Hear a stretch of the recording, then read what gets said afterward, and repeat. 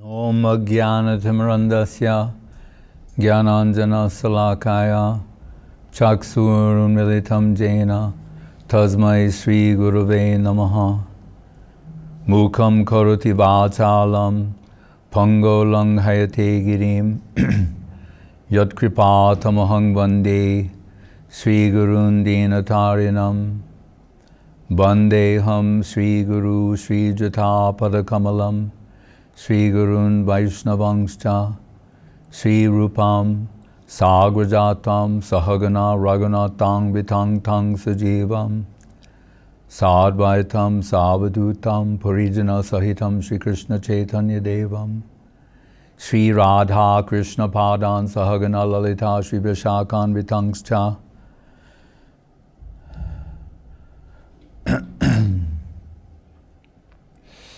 Sri Chaitanya Manobhistam Stapitam Jena Bhutale Shayam Rupa Kadamayam Siddhadati Shapadantikam Namo Mahavaranaya Krishna Prema Pradayate Krishnaya Krishna Chaitanya Namne Gaurtase Nama Hey Krishna Karuna Sindhu Dina Bandhu Jagatpate Gopesha Gopika Kanta Radha Kanta Namostute Ananda Leelamaya Vigrahaya Himavadivyachchavi Sundaraya Tasmai Mahaprema Rasa Pradaya Chaitanya Chandraya Namo Namaste. Yes, Prabhu. Dandavat Maharaj. Today we have a question from Ophir B. Yavitz, and he's asking... Well, this is a summary of his question. This is not the exact question. wording, it's a summary. Summary of his question. In consideration of the present world pandemic and the material world in general, why does God allow suffering?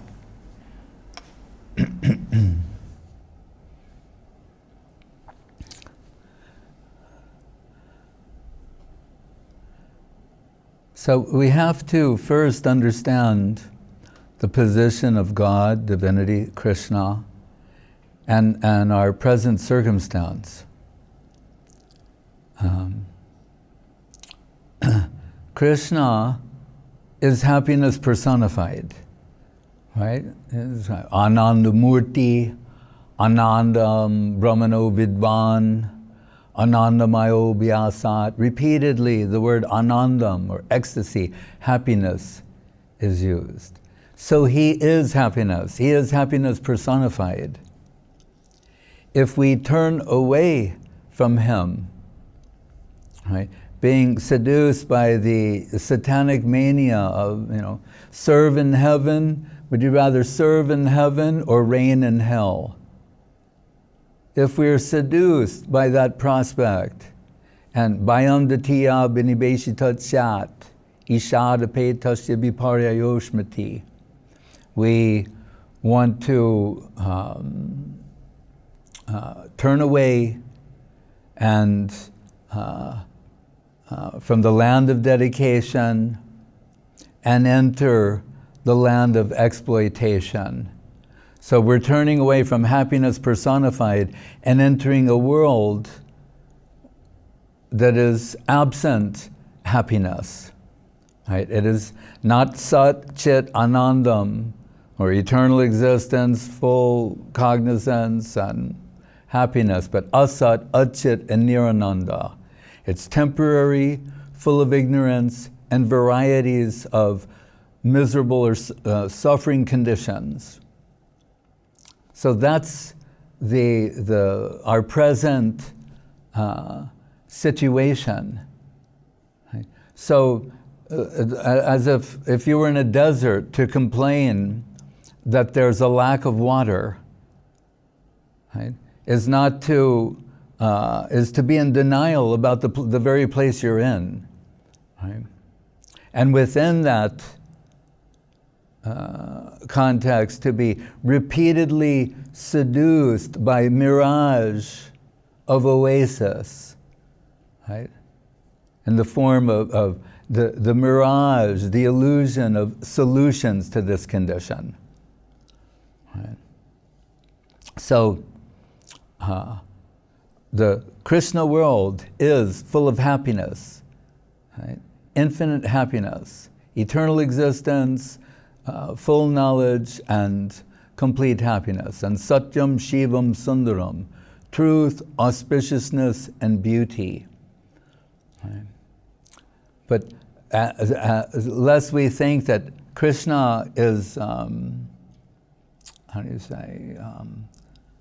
forgotten about us, or is unaware of our position, that is also a misconception. Right? There is never a moment when he is unaware of our situation or forgetful of us. Right? We have in Bhagavad Gita, right? Ishvara sarvabhutanam hriddeshe arjuna tishtati brahmayan sarvabhutani yantri rudrani mayaya. He says, I'm situated in the heart of every living being. Not only human civilization, and the heart of every living being. Andantarastam paramanu chayantarastam, even in the atoms. He's everywhere. And so nothing is unknown to him. But in his aspect as Paramatma, or the super soul, he is impartial, like the sun. Sunlight is everywhere. The sunlight provides illumination for the lotus. It's shining on the lotus. It's shining on a pile of stool. Right? He's present in all situations. But upadrastanumantacha bharta bhokta maheshwara paramatmeti chapyakto dehesmen purushapara. His position is tantamount to being neutral, impartial, non-judgmental, right? But accompanying every living being at every step of the way and inspiring them, giving suggestion, impartial, but giving, why impartial? To not interfere with the free will of the jiva. Right? In Jaiva Dharma, when Thakur poses the question that if someone says, if he knew we had the potential for misusing this free will, why would he give it to us? Then make us without free will. Well, then you're no different than a stone, if there's no choice. Guru Maharaj liked to give the example when Gandhi was pushing for Indian independence. And at one point, the response from the British was, you're not fit for self-government. Right? You may misuse that and do wrong. To which Guru Maharaj says that Gandhi replied, freedom means the right to do wrong. Right? So the Paramatma is neutral in the sense to not interfere with the free will of the jiva. Right? At the same time, you can say, sending suggestions through conscience. Right? And it is mentioned in the Bhagavatam and in the beginning of Chaitanya Charitamrita, the chapter Prabhupada called The Spiritual Masters. Out of infinite kindness and causeless mercy, he descends into this world. It says, Acharya Chaitya Vapusa. Means internally, Chaitya Guru, the inner guide, and externally as the Acharya or spiritual master, the guide, Sri Guru. Right? We may not be able to discern the voice of the inner guide over our own wants, desires, impositions. So he's saying he is always there as the inner guide, but externally as the outer guide, Sri Guru. Besides that, we're told in the Bhagavatam, he has innumerable incarnations. How numerous? Like the waves of the ocean. Repeatedly, avatars are descending into this plane to rescue fallen souls. Who opted to reign in hell, as it were,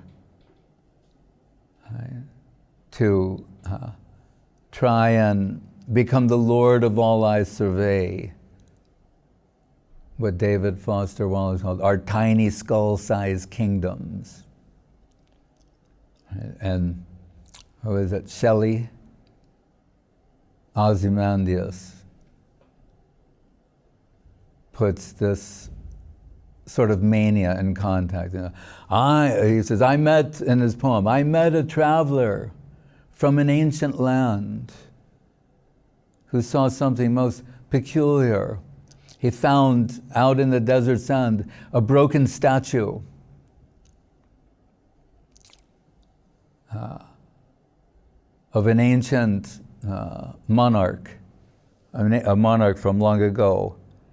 And he said the sculptor must have been very adept to capture.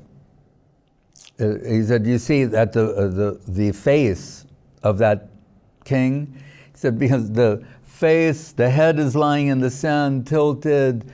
It's, what do you call it, the other part of the statue?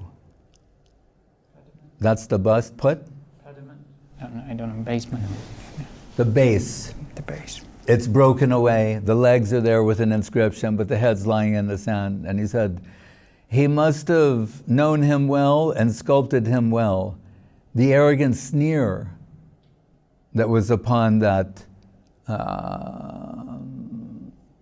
face in the sand.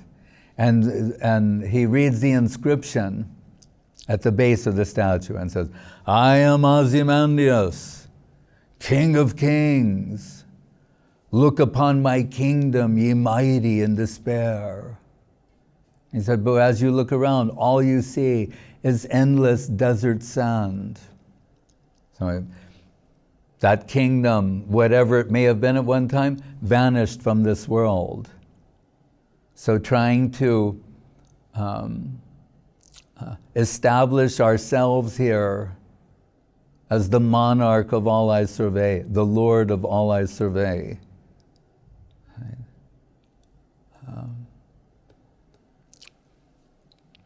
Is a foolish and ludicrous proposal.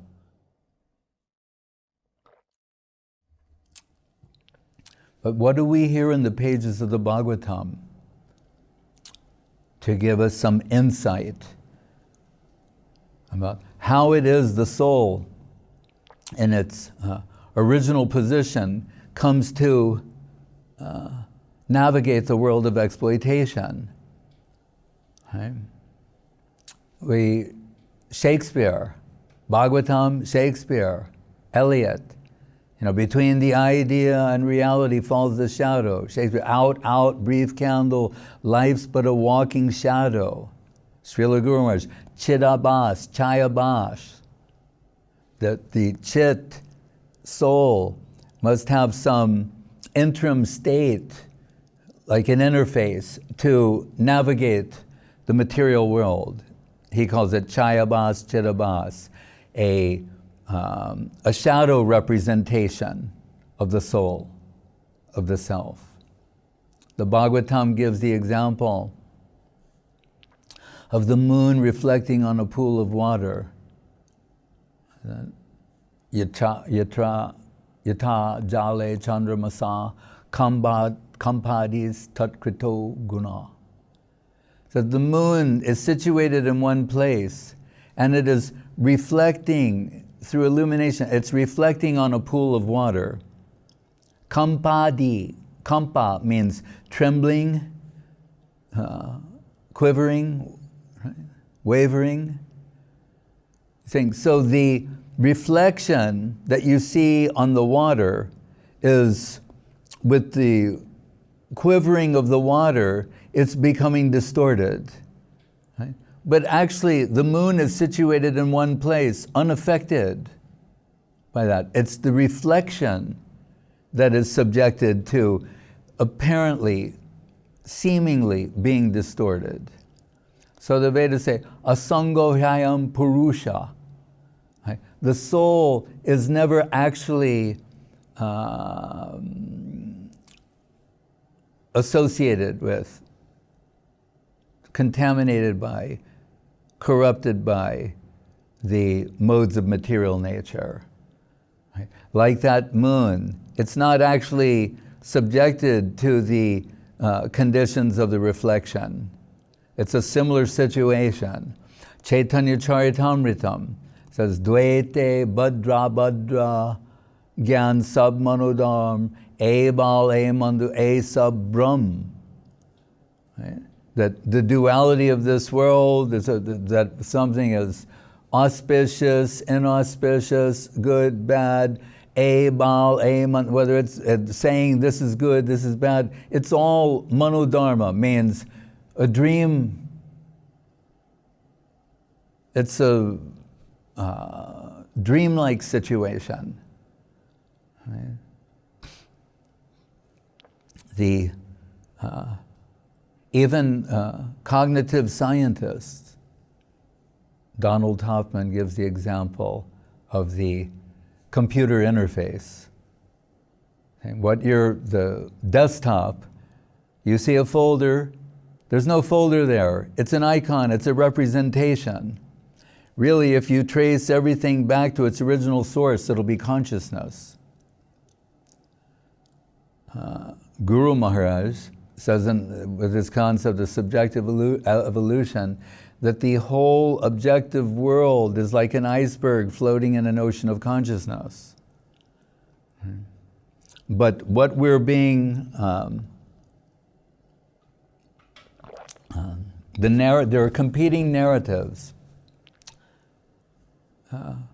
What the majority of propaganda favors is the concept that the material world is more or less infinite. We hear a trillion stars in the known universe. And then one planet, the Earth planet, sustains life and conscious beings and the conscious elite, which are human beings. So that means the objective aspect is virtually infinite. Now as we go toward the subjective, the conscious plane, it is very limited. And of those conscious beings who can hear, taste, touch, smell, feel, their consciousness enables them to feel. If they get lucky, on a good day, if they get lucky, they will experience a drop of happiness. So in this scenario, happiness is minuscule, or the most finite. Then consciousness, somewhat greater than that, but what is vast is the objective world. The Vedic understanding is just the opposite of that. And that's good news for us. We're being told, anandam, happiness, ecstasy, that is the ultimate substance. Back to what we said originally. Krishna is Anandamurti. He is happiness personified. The infinite is happiness personified. Right? Then there is consciousness. And within consciousness, a cluster of subjective concepts makes an object. So the whole material world, the whole objective world is like an iceberg floating in an ocean of consciousness. So repeatedly, in various ways, we're told not to try and take a stand in this plane. So normally, I don't like to read on camera, but there are some things that Srila Guru Maharaj said, I extracted from my notes. I'd like to read them here, and I think they'll be helpful for us to understand the present circumstance and context. He says, how hateful is this environment we are living in? And we want to extend our empire here, this nasty land. We are busy to extend our empire, our kingdom. This is foolish. Find out a happy soil for your soil to live there, soul to live there. That is reality, and this is all imaginary. Jive Swarupai Krishnera Nityadas. When Sanatana Goswami asked Mahaprabhu, Keami Kaniyama Jari Tapitroi, Iha Nahi Jani Kamoni Hitohoi. Who am I? Why am I suffering from the threefold miseries? Adi-atmic, adi-bautic, adi-devic. Self-inflicted miseries, miseries from other living beings, and natural disturbances. He's saying, who am I? Why am I suffering in this way? If I do not know this, how can I know what is beneficial for me? And interesting, Mahaprabhu's first answer say, Jiva, the swarup of the jiva, the original form, spiritual form of the jiva, the eternal spiritual form of every soul is Krishna Das. Eternally, that is your eternal situation. But we've turned away from that. That is suppressed, right? And are in this dreamlike existence of it's not only reflection, but we're told in the pages of Gita, a perverted reflection, right? And what is the example? Urdhva mulamada sakam. Where do you see this? Saying a tree that has its roots upward and its branches downward on the bank of a river, a reflection, upside down and backwards. And he says, so, Jive Swarupoi Krishnera Nityadas, a particle we are. Mame Vangsa Jiva Loke Jiva Bhuta Sanatana, Angsas, parts of Krishna, the finite, the infinitesimal complementary part of the infinite. In connection with the whole, a particle can have backing of the whole force if, in an affectionate connection, the particle may be supported by the infinite if it is in a happy relationship with the infinite. That is the most desirable position for every one of us. Merge yourself wholly in his interest. Then you will be happy. Even the most acute type of atheist wants happiness. Anandam, happiness, is more graphic, more extensive. The most comprehensive thing is anandam, happiness. Materially, we think anandam is the smallest, consciousness more spacious, and matter infinite, but just the opposite is true. Then he says, so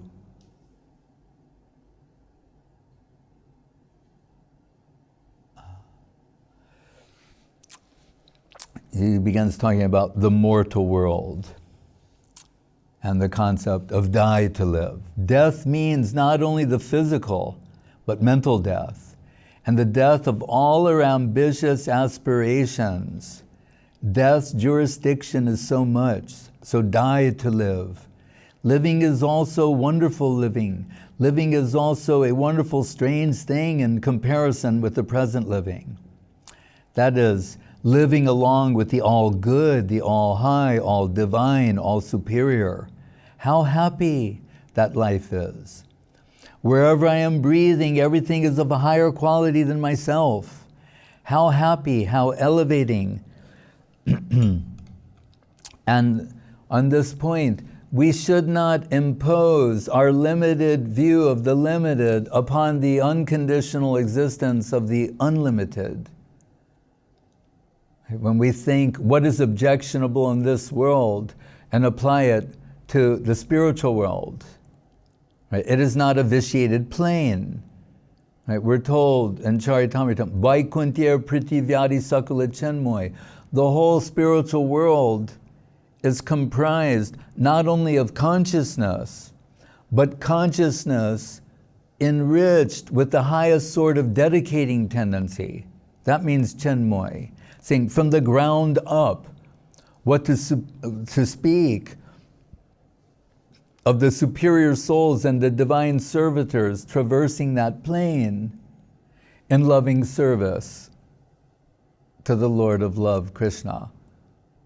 Right? So we should not think that that plane, the loving relationships of that world are like the same relationships that we find in the world of exploitation.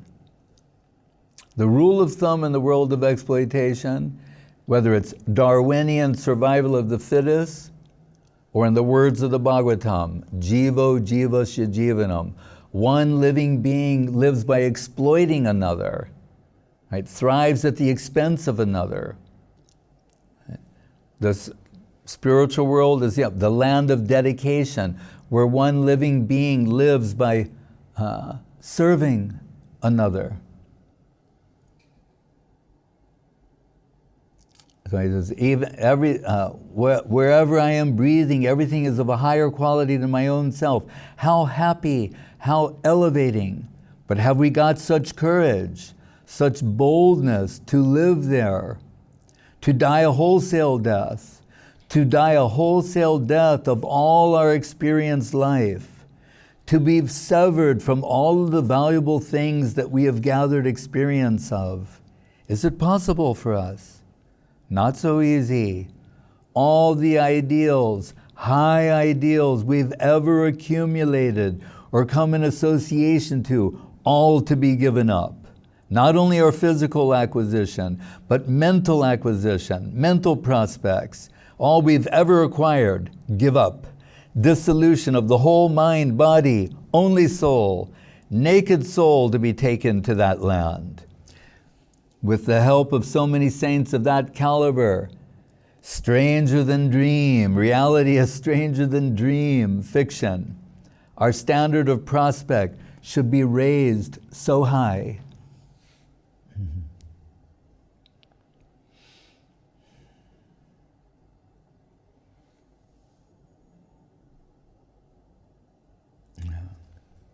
Then he says, it will all vanish, the whole solar system, the concrete solar system of your thinking, that will go nowhere one day.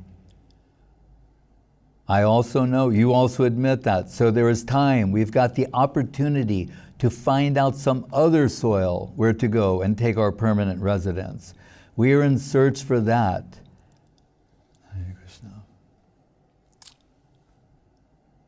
And we are given assurance that it is a permanent and very happy soil. And we can trace within you also a portion of that. Atma. We can eliminate the world, the senses, then mind, then wisdom, and above wisdom there is some light, spark of knowledge, divine spark. And we are told that you are that spark. Ascharjavat pasati kaschideinam. Krishna tells Arjuna in the Bhagavad Gita, if you would have a glimpse of your soul and its actual reality potential, its prospect, you would be astonished. The source of the spark is above your head. That is the land, that is the soil for which you are meant to live. A very sweet soil to live in. Krishna says, none will come to push you down from there. None nivartante. But here, within this circle, going up, down, according to action, going up and down, dying, dying, dying. Janma mrityu jaravyadi dukkhadoshanu darshanam. Real intelligence can detect all these defects of this life. So what is this? Birth, death, old age, disease. Since the beginning of time in this world, no one has been able to eliminate these miseries from material existence. Right? Whatever situation when we're present, it is not actually something new. It is the constant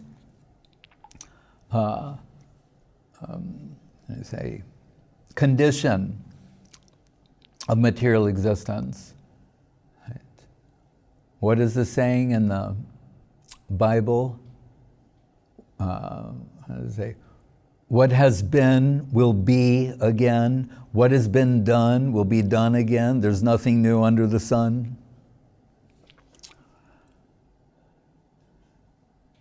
Then ahara, nidraya, bhaya, maitunam cha. Ahara, to relish food. Nidra, to sleep, enjoy sleep. Bhaya, apprehension from all sides. Some injury, some harm may come to me in some form.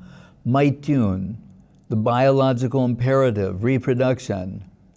This is always in the animal circle. Even in the tree it is to be found. But in human species, you can search for your home, your sweet home. So try to find out the means how to reach your sweet home. This is permanent, the sweet home, which is permanent, sat, chit, full of consciousness, knowledge, anandam, and it's got its fulfillment. Meantime, here, in a search for fulfillment, we are trying to acquire, control, and consume that which is lower than us, right? As a means of fulfillment, satisfaction, right? Adopting the position of a consumer. Right? And we're told this is the root cause of suffering. Hridrogam, heart disease, not physical heart disease, but core consciousness heart. To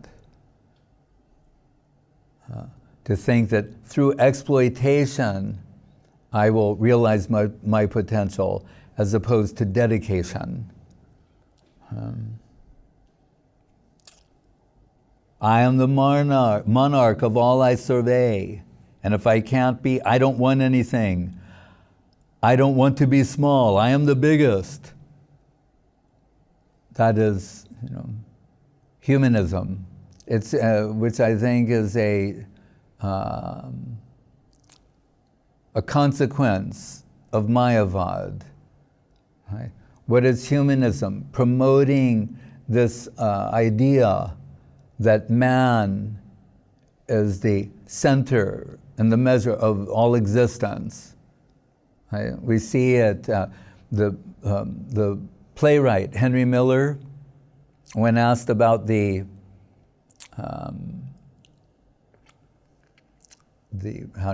position of theater in the modern world, whether or not it was important. Remember, previously they said poets are the arbiters of reality. Right? So we're quoting Shakespeare, Shelley, and others. But in time, the playwrights, they became important. But then when they're asking him the position of a playwright in the modern world, he said, modern people don't get their cues from, poets and playwrights, or, spiritual thinkers, philosophers. He said, where do they take their cues from? Advertising. Right? They're being bombarded constantly with humanistic sloganeering, or advertising in the form of humanistic sloganeering, such as, MasterCard, master the possibilities. Visa, it's everywhere you want to be. L'Oreal, because I'm worth it. Weight Watchers, total indulgence, zero guilt. Right? So it's appealing to the lowest aspect of ourselves. What is the promise of the internet and its commercial aspect? Total access and acquisition of all things at all times for everyone. Think about that. Its promise is total acquisition to all things at all times for everyone. Again, that I will find fulfillment by acquiring, controlling, and consuming things that are lower than my actual conscious self. Right? Then Guru Maharaj continues. So this is a suicidal civilization. The whole civilization is rotten to the bottom. They're exploiting nature for the apparent good of human society, but it is incurring a loan from nature that must be paid to the farthing with interest. Because they do not believe this, they will have no relief. They will be forced to clear the debt. Nature won't forgive them. Nature is there like a computer calculating. So this civilization is anti-civilization. The whole thing is rotten, a camouflage, a treachery to the soul world. But our policy is different, plain living and high thinking. The great thinker and most credible voice in, you could say, New Age thinking, also coined the phrase, making of a counterculture, Theodore Roszak. He wrote a book called Where the Wasteland Ends. We know that T.S. Eliot wrote a poem called The Wasteland. He also wrote another poem called The Hollow Men, of which the last line is, "This is the way the world ends, not with a bang, but with a whimper." We know Gatsby, Fitzgerald's Gatsby has the Valley of Ashes. So thematically, this image keeps reoccurring in serious literature. And so Theodore Roszak, perhaps 30 years ago, he said, what is the looming environmental crisis before us? But, an example, he said, it is external erosion that is the consequence of inner erosion. So just to try and reconfigure the objective world through science or technology, we will eliminate exploitation or the tendency of people to abuse others, to exploit others. We will eliminate inequality, injustice through science. We can say, oh, we will, through genetic engineering and modification, we can design people in such a way that they will operate within the parameters that are acceptable to the members of our committee. Right? You understand? There was another group who had an ambitious policy similar to that called the National Socialist Party. Right?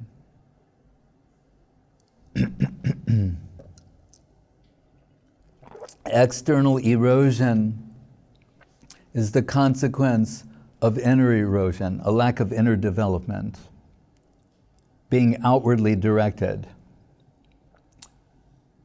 So Guru Maharaj concludes, our policy should be to make the best use of a bad bargain. Somehow or other, we've already come here. So now we have to utilize our time and our energy in such a way that with the least exploitation, we can get out of this world. Hare Krishna. He also says, there's a saying, God save us from our enemies. But this is, God save us from our friends.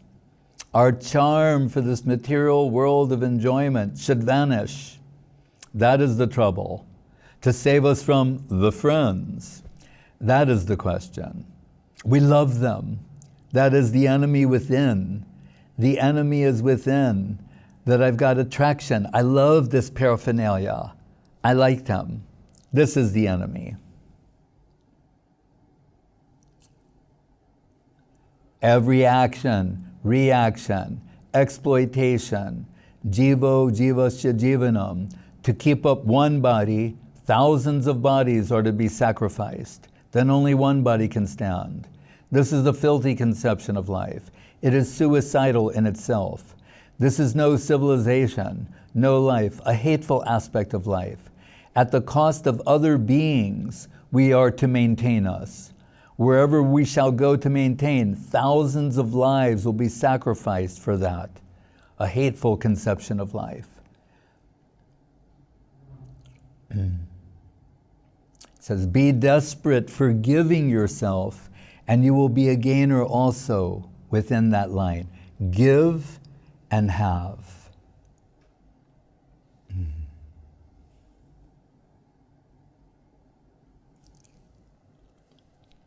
Hare Krishna.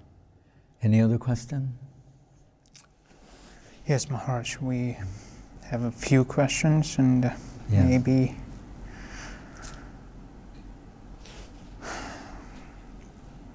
just a simple one from Gupta Govardhan. How to stop just being in love with Krishna and start loving him?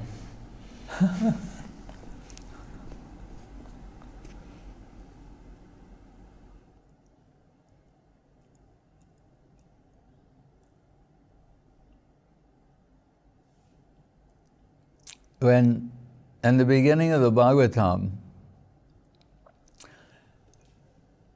Veda Vyas, we're told, is in his ashram on the banks of the Saraswati and despondent. This is the great Veda Vyas who has, compiled the Vedas, Puranas, and Mahabharata, which includes Bhagavad Gita, so many. In essence, his gift is religion to the world. And he's feeling despondent. In a sense, this is one of the opening scenes of the Bhagavatam. And the prelude to the appearance of Sukadeva Goswami. And we're told that Narad Muni comes upon the scene. And Narada begins by chastising Vedavyas, the great Vedavyas, who in some context may even be seen, as an avatar, Shaktavesh avatar. So a Shaktavesh avatar is being chastised. That's something to get your head around.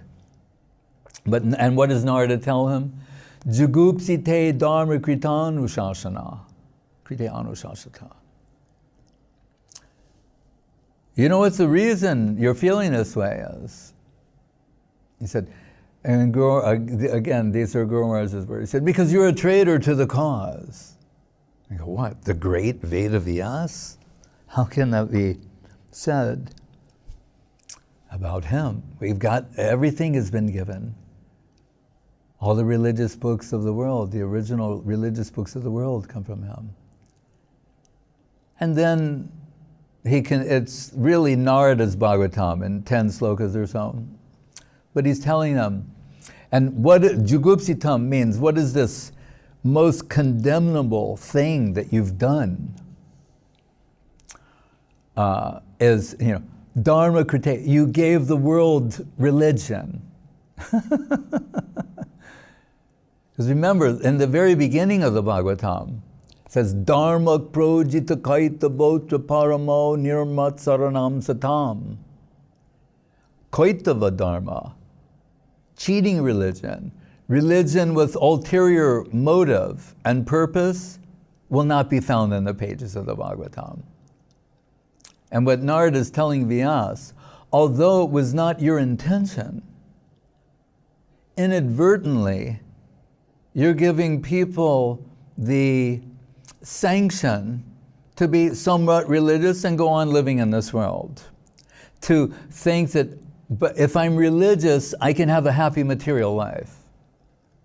Then who will want mukti, or to be liberated from material bondage? They say, no, you can be religious and have a happy life.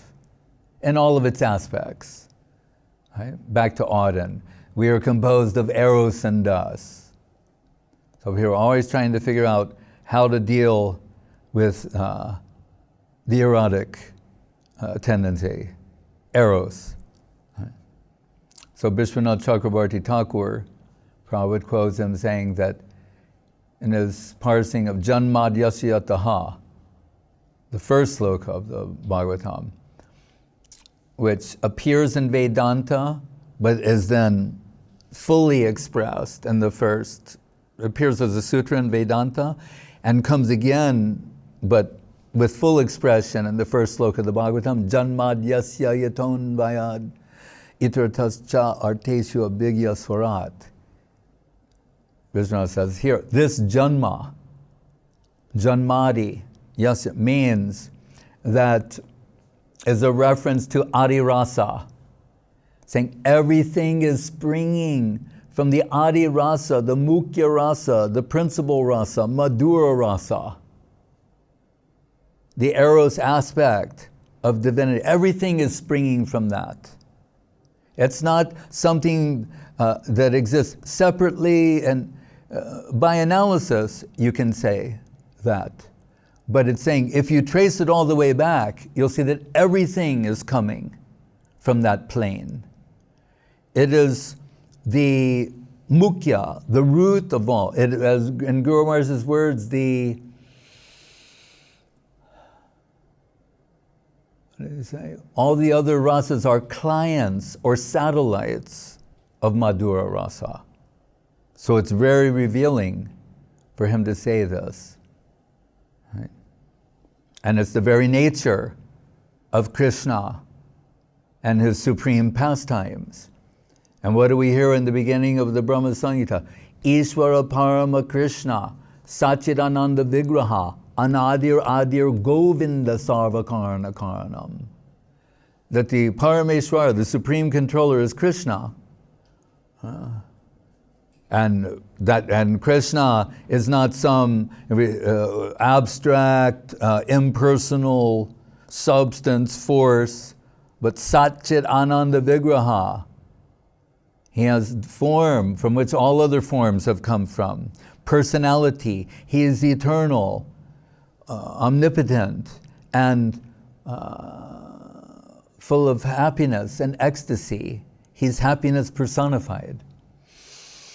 Anandamurti. Then what? Anadir Adir Govinda. The original of the original is Govinda. And that again is an allusion to sensuousness, sensory fulfillment, right? Seeing, hearing, tasting, touching, smelling, feeling. So why do we say these things? Because Narada is telling Vyas that although it was inadvertent, people have got the impression from you that the only plane where you can express yourself sensuously, and not just the erotic, all the sensuous expression, but including eros, is this world. And that the spiritual world is abstract, how do you say, has no possibility for sensuous expression. So then, of course, this is so innate to the position of the soul. Saraswati Thakur says, Sanyal quotes him in the erotic principle and unalloyed devotion, that to remove this aspect from the jivas, it's concomitant to their existence. It would be to remove their existence. So without sensing that prospect in the serve in heaven, then they'll always want to reign in hell, right? But with religious guidelines. So Prabhupada says in his purport, he said, Vishwanath Chakrabarti Thakur says, so Mayavadis denying the personality of Godhead and his sensuous capacity are indirectly giving impetus to mundane sexuality.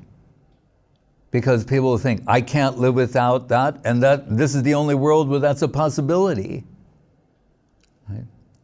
So Narada is telling Vyas, you have to express the full range of sensuous possibility and of the full spectral range of loving relationship that's possible with Krishna.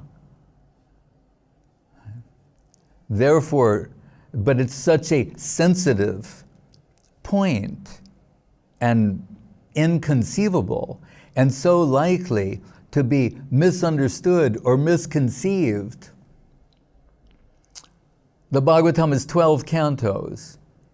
It spends 9 cantos. Right? What is that in amount? That would be 9, if you did 3, what's the percentage? 9 out of 12. 9 12s, but there's a percent. Anyway. So in other words, it's 18,000 slokas. 9 cantos of prerequisite to enter into before the birth of Krishna.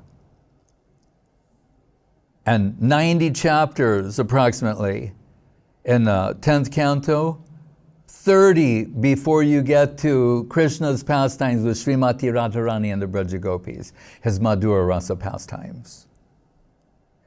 9 cantos prerequisite to the birth of Krishna, Janma Karma Chame Divyam Evam Yo Veti Tattvataha, Tyaktva Deham Punar Janma Naiti Mam Eti Sorjana.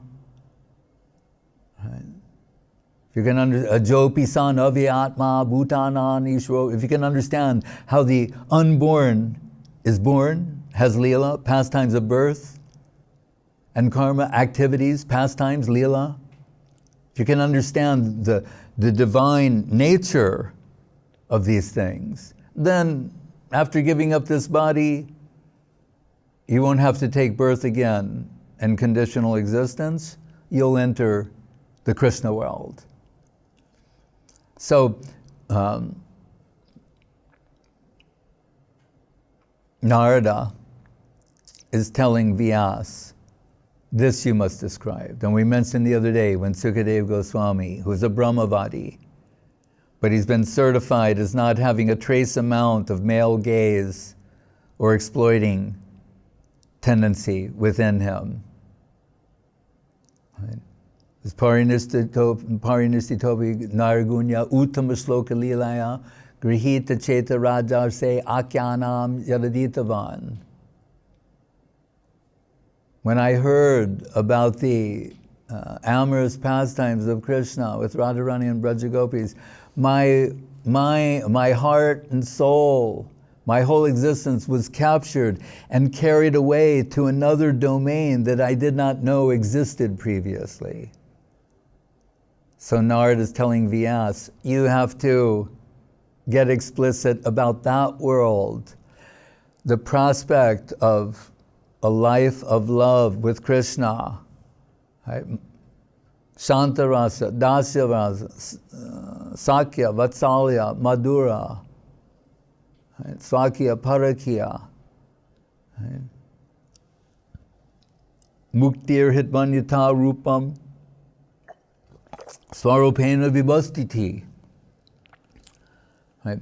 What is here we heard from Maharu saying, the swarup of the jiva is eternally Krishna Das. But that's a general thing. What type of Krishna Das? Friend, parent, lover. What type of Krishna Das? Radha Dasi, Radha Dasyam. So, if we don't systematically approach Krishna conception as it's presented in the pages of the Bhagavatam, as it is revealed by Chaitanya Mahaprabhu, then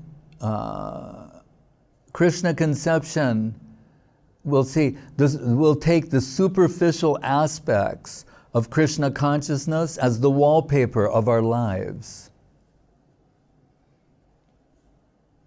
It will be shallow or superficial. Right? If by the word love we equate that with prem, that is a very high stage. Right? Rupa Goswami says, but adau shraddha, tatasaru sangha, tabhajana kriya, anartha nivritti, nishta, ruchi, ashakti, bhav, right? Prem. It is a very high, it is the highest achievement. So it would be more appropriate to say, under the guidance of Guru and Vaishnav, Sadhu Shastra, Guru and Vaishnav, we're trying, by their grace may awaken our loving tendency or affectionate tendency toward Krishna. Right? We believe in them, we take shelter in them. As Saraswati Thakur said, Krishna-loving people. Our approach is, if I can get the service of a Krishna-loving person, through that service, that loving tendency can be transferred to me. It's not something we're going to do independently or cultivate in isolation. But it is our natural, innate position. And as Srila Prabhupada says in the Bhagavad Gita, perhaps echoing the verse, Krishna Prema,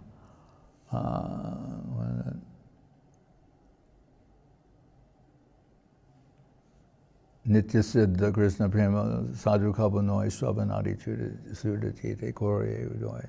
Said our natural love for Krishna is at present being pervertedly manifested as a lust for matter. That's why we're telling earlier, hridrogam. Right? So this has to be approached systematically. So see how cautious is Veda Vyas. 9 cantos prerequisite to enter into a proper conception of the pastimes of Krishna.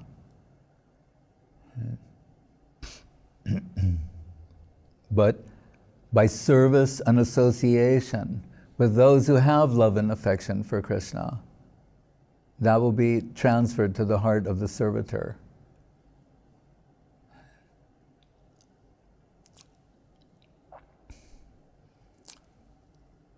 We know that when, and really this is the purpose of Krishna centers, ashrams, temples around the world, is to give this sort of exposure and this opportunity. Right? Dharmak swanustitak pungsang visvakshena katasuya notpadaye yadiritim shrama eva he kevalam. Right, now Veda Vyas converted by Narada to this new approach, saying Dharma, if it does, whatever you're doing, however right it may appear to be, if it doesn't, notpadaye yadiritim vasudeva katavra, if it doesn't awaken some appreciation or taste for hearing about Krishna, you're wasting your time. And that's what he says, is the criterion. So we need to broadcast Krishna Katha, right? And centers for broadcasting Krishna Katha. So when Srila Guru Maharaj, to establish a center in Madras, he was told to go to one government department where they had some surplus funds that would be available for the construction of the temple. And much to his surprise and chagrin, when he arrived, that former officer had been replaced by a new man, and he said, I'll tell you straight, if there are any surplus funds, it's not going to be used for making a temple. We will use it in some humanitarian work. Right? feeding people, clothing people, giving shelter, that sort of thing. And Guru Maharaj was, I guess in his words, nonplussed. And he thought he didn't want to return to the mat empty-handed. So he prayed internally to Srila Bhakti Siddhanta Saraswati Thakur for some help, some inspiration, what to say in this situation. And it's peculiar what came to him and how to use it. But after Sukadev has presented the pastimes, the sweet Madhura Rasa pastimes of Radha and Krishna and Braja Gopis, the sages are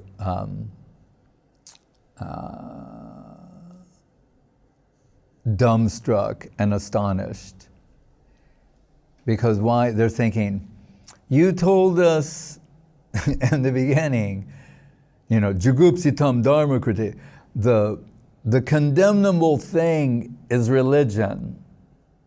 And now we are to understand that the new religion is the condemnable thing.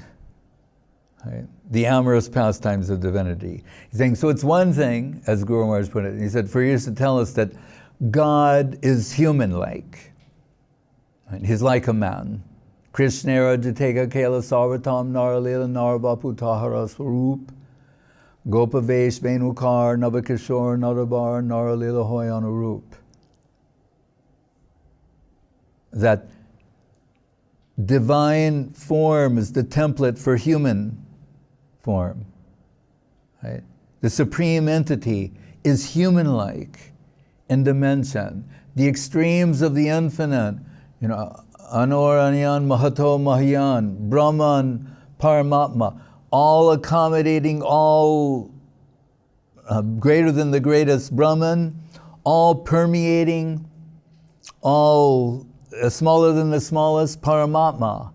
And you're telling us the central conception of the infinite, the golden mean of the infinite is human-like, with personality, reality the beautiful, the Lord of love, charm, sweetness, beauty, Satchidananda Vigraha. But now you're telling us, not only is he like a man, but like an immoral man. That is too much. I'm sorry. And that's when Sukadev says, no, try and understand. Parikshit Maharaj is actually sees the look on their faces, and he asked the question to allow Sukadev to clarify. And he says, Mahadev drank an ocean of poison, right? What was the consequence? His neck turned blue. Implying, for those who are non-Ishvara, those who are not qualified to try and enter into the confidential, esoteric aspect of these pastimes, it could be like poison. It will be harmful to them. The dhira, they have to be qualified. When Mahaprabhu said, I'm going to dance in Devi Bhav and Advaita and Srivas, and the audience can only be members whose senses are completely under control. Advaita and Srivas Thakur, Mahavishnu and Nard Muni said, we're not qualified. We won't be able to attend the performance. Mahaprabhu was saying, if you, the two of you can't come, then the place is going to be empty. But that is their humility. Mahavishnu, Sadashiva, Advaita Charja, I'm not qualified. If the qualification is that your senses must be controlled, then I won't be qualified to view, hear, observe, narrate these things. Same thing from Narad Muni, Srivas Thakur, Narada, who just chastised Vedavyas, that Narada. Right? That is their mood. And what does Mahaprabhu say? All right, see, their humility is heartbreaking and overwhelming. He said, all right, I'm going to give you a special benediction that during the duration of that performance, your senses will be under control. And it's all right, yes. So Sukadev cautioning them, right? And at this point, I feel to mention and that's Shiva. Where was that? The churning of the milk oceans by the Devatas and the Asuras. Right? Ostensibly in search of immortality. Right? Mrityu means death. Amrita means nectar, but also means deathless. So whether, and it's interesting, it's still true to this day, whether atheist or theist on a lower level, they understand that we're living in the world of mortality, right? It will vanish. Whether from a theistic perspective or an atheistic perspective, a scientific point of view, the world will vanish. It has an expiration date. So what to do? So on the one side, you have the Google guys saying, download yourself into a robot made out of diamonds. And on the other side, you have the theists saying, break your attachment to this world and learn to live and aspire and live in the world of your faith. But you have the Asuras and the the Devatas, churning the Mandara mountain on the back of the Kurma avatar. Right? The Kir Sagar, the milk ocean, trying to achieve nectar. So ostensibly the story says they're trying, they want the nectar pot that ends up in the hands of Mohini Murti so that they can have immortality, not have to deal with mortality, the inevitable problem facing everyone here. Right? But then this sounds so basic and generic, and I was thinking, why would something like that be in the pages of the Bhagavatam? A book that culminates in the expression of Madhura Rasa pastimes of Krishna has a section promoting generic off-the-shelf immortality? Cannot be. But I could not answer that. But I submitted to Guru Maharaj. I could not understand. Particularly when this sloka referencing that pastime which appears in the 8th canto, a sloka in the last chapter of the 12th canto, the conclusion of the Bhagavatam, referencing that pastime. Prishte Brahmyada Manda Mandara Giri Gravagya Kandu, Nidralo, Kamatakriter, etc. So, why? And Srila Guru Maharaj said to me, what was the object of their churning? Was to achieve Amrita. The reason this is included in the Bhagavatam is because the Bhagavatam reveals the ultimate nectarine substance is Madhura Rasa. And that's why it is included there. And note, who's generated from the milk ocean? Lakshmi Devi. Right? Mahalakshmi. See, the moon comes out, so we can understand there may be some loving exchange because, from the moon of the Chandra Vangsha, Yadavangsha, the Chandra Vangsha, and goddess Sri, Jai Sri. Right? So, when Parikshit Maharaj seen the apprehension of the sages, having heard about these most confidential pastimes of Radha and Krishna and Braja Gopis, gives Sukadev the opportunity to tell them, to give them the necessary cautions. He says, Vikriditam Brajabadu Irdam to Vishnu. These sort of pastimes of Krishna with the Brajabadu, that means the Braja Gopis. He said, Vikreditam Brajabadu idam cha Vishnu. Here he chooses not to call him as Krishna. It's clearly Krishna. So why does he now say Vishnu? To say, in this context, Vishnu means divinity, and is more conventionally understood by them. So he's saying, these aren't the pastimes of an ordinary man. Don't mistake the aprakrita leela of Krishna, the human-like pastimes of Krishna, to be like that of an ordinary man, or man and woman of this world. Saying, Shraddhan Vito Anusrinayad Barnayedya. And this can only be understood through the culture of faith, under the guidance of proper sadhu, shastra, guru, and Vaishnav.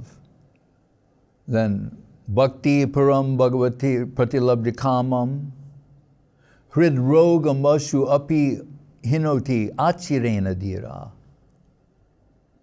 Only for those who have achieved the stage of dhira, means they're beyond mundane sense disturbance. Even James Joyce in the, what is it?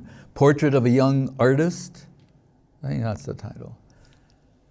When the two students are walking in Dublin, and one says that on the subject of aesthetic beauty, when is it real aesthetic beauty? Like in the case of eroticism, he said, there will be no mundane response to that sort of exposure. It doesn't awaken if it is truly aesthetic beauty. So for those who are unqualified to hear these sort of confidential pastimes and get a mundane reaction disqualifies them and is an offense to divinity. He said, first has to be cured that hrid rogam, that heart disease, right? Consumerism, to acquire control and consume. And then Guru Maharaj is using this sloka to appeal to this man. And then he gives two examples that are startling. And he says, in consideration of the transmigration of the soul through different species. He says, when I was in the body of a stool-eating pig, I ate hills of stool, and that hunger was not satisfied. When I was in the body of an elephant, I ate jungles, and that hunger was not satisfied.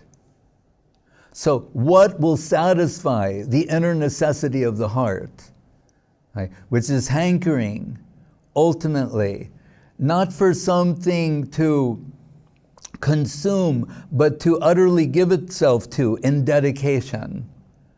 Right? That is what is presented in Krishna conception. Right? And through the Mahajans are compared to lighthouses that show the pathway. Their footprints show the pathway to cross over the ocean of nescience to the land of dedication. So he's saying the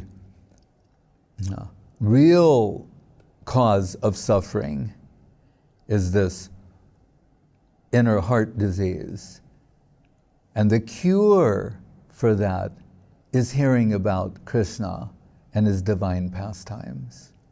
So we want to make an ashram to cure that heart disease that everyone is suffering from. And he said, the man began to cry and said, Swamiji, I believe in God. And Guru Maharaj said, your tears are the evidence of that. And then he gave a contribution toward the building of the Madras Gaudiya Math. Hare Krishna.